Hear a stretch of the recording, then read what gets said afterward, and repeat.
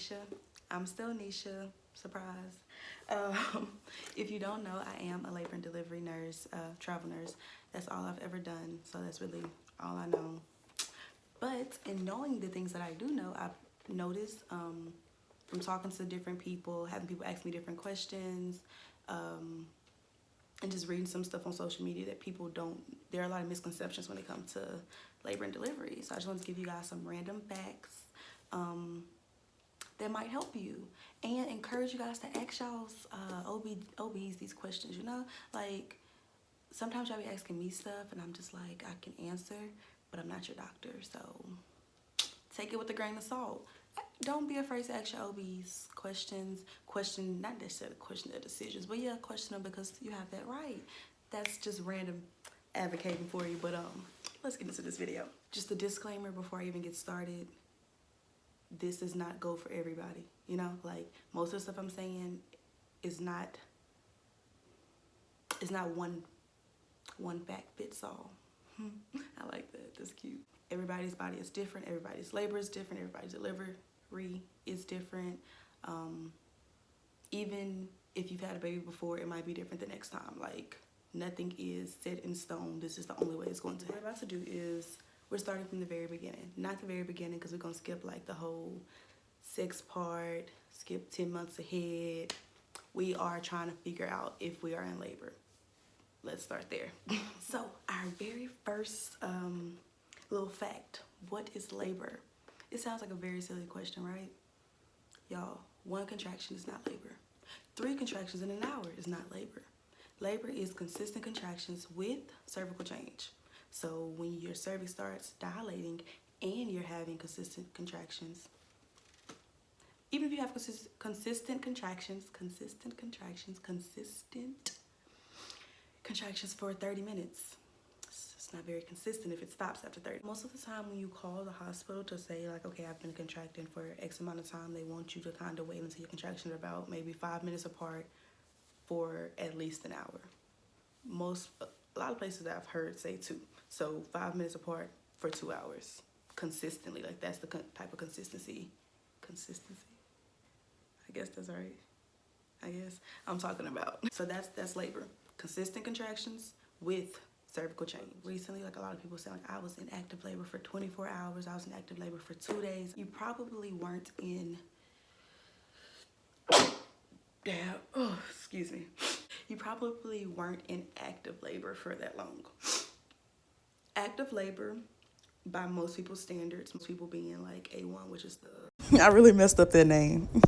They consider active labor to be once you hit 6 centimeters. Some people say 4 centimeters or when your water breaks. It really just depends.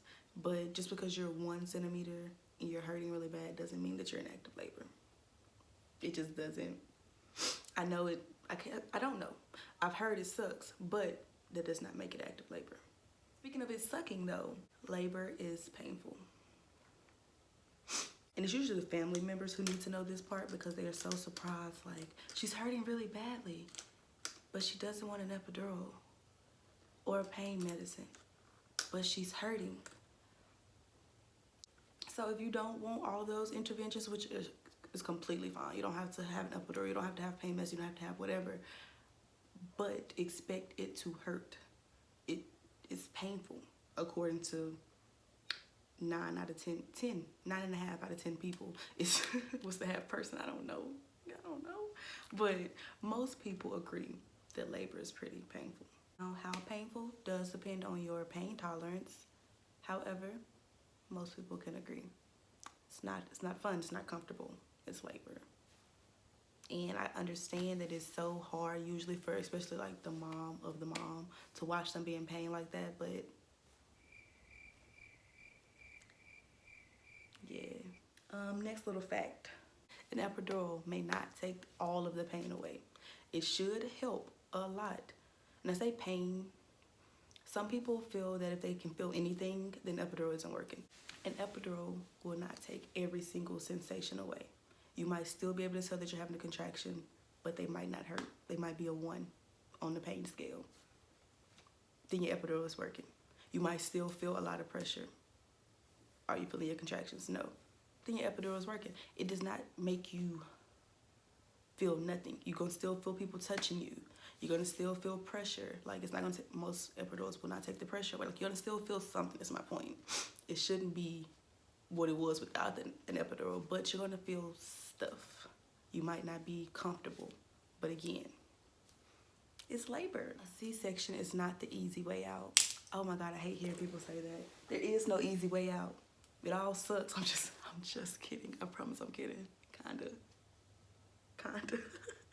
But no, it doesn't suck. But my point is, there is no easy way out. Please stop pushing that narrative. None of it is easy. You get a baby out of it, and that's great, and that's a blessing, and that's lovely. But none of it is easy, whether you have a vaginal delivery or a C-section. It's not easy. With C-sections, you do, every time you have a C-section, you're increasing like your risk of pretty much everything. Like your risk of hemorrhage because of all the different scar tissue, your risk of abruption, which is just saying stuff that most people probably won't even care about. But my point is, your risk increase each time you have a C-section, especially after you have like 3 or 4. Some doctors won't even do more than that because it's risky. It's because it's not easy. Nothing is easy. Nothing about labor and delivery is easy for the people that's laboring and delivering. I've also been asked, can you have a vaginal delivery after a C-section? Yes, you can after a C-section. Most doctors won't do it after several C-sections or 2 or whatever, and it has to be like a favorable situation. I say it has to be. Some people do it, it's not favorable. You know what? I'm not gonna get into that. No. Mind your business, Nisha. Anyway, it has to be for something like, you know, your baby was in distress, so it's an emergency C-section, or something that basically wasn't like your body just wouldn't do it, because sometimes people's bodies just it doesn't do it. Like your cervix won't dilate, and there's no point in trying to have a vaginal delivery after that if you tried for 2 days the time before and your cervix did absolutely nothing, you know? So sometimes that's the case. So if it's something that was like the baby was in distress, the baby was breached, if it's the baby fault, then you might be able to get away with the vaginal delivery after a C-section. It also depends on the doctor and if they are comfortable doing that, and your medical history and blah blah blah blah blah blah blah. It depends, but it is possible. Is the point of this whole thing. Yeah. Okay. So whether you've just had a vaginal delivery or C-section delivery, in our hypothetical situation that we just went all the way through, you just had a baby. Yay, congratulations. I don't know what all to say about recovery. Fondle massage. No nurse just wants to torture you, okay? When they push on your belly and y'all say they pushing out the afterbirth, it's been 2 hours. If your afterbirth ain't out after 2 hours, you got bigger problems. That's not what they're doing. They are massaging your fundus. Your fundus is basically is where your baby just was. So they make sure that stays hard. So when you rub it, you're making sure that it's hard, firm, as we will say, hard, because then you know that it's contracting. If it's not hard, then it means that you could just be potentially just bleeding. Like if it contracts, then it's like, okay, no blood, bleed a little bit, okay, you know, like, yeah. If it's just open, then it's just bleeding. That's the best way I can explain that, and it wasn't that great, so there's that. It also, if you have like any clots, it helps expel clots. It's very beneficial. I've been told it's very painful, and I've been pushed and hit, you know. That ain't really my cup of tea. Like, who likes being hit? Can you not? But I can understand that it is very painful, but it is very needed, beneficial, both of them, whatever. It's very important. That's what I was trying to say. Just know it's not just for fun.